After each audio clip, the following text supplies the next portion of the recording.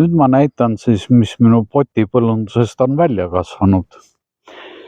Sellised peenrad, kas neid peenraks just nimetada, aga põllumaa nii-öelda. Siin on siis redis, sibul, porgand kasvamas ja siin on nüüd tillikoht. Siia tuleb murulauk, aedliivatee ja melissi kõrvale ja siin on jälle sibul ja porgand kasvamas. Siia serva ma pole veel midagi pannud. Eks vaatame, mis siia läheb. Siin on aga üldse esimesed peenrad, mida ma tegin. Siia tuleb siis porgand siia poole ja till sinna poole või oli see vastupidi, ma ei mäleta enam täpselt. Igatahes välja on nad juba ilmunud.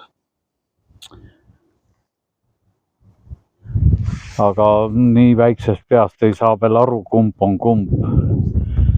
Ja siin samamoodi on üht-teist on välja ilmunud, aga mis ta täpselt on, seda ma veel praegu ei tea.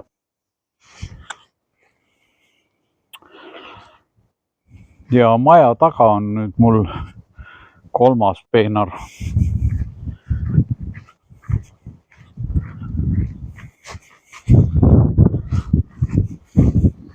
Või kuidas seda võtta nüüd siis, kas maja tagakülg, ilmselt ikka maja tagakülg, jah, lõunapoolne külg.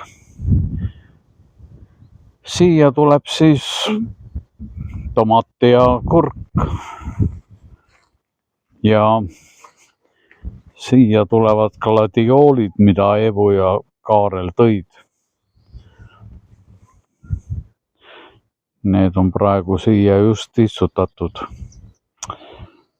Aga siin ma panin nüüd esimesed 6 kurki maha.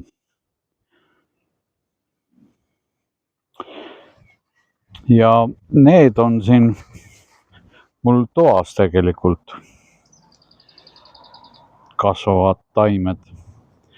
Ma tõin nad välja, et nendele ka värsket õhku ja vett anda. Nii et selline see potipõllundus mul praegusel hetkel on.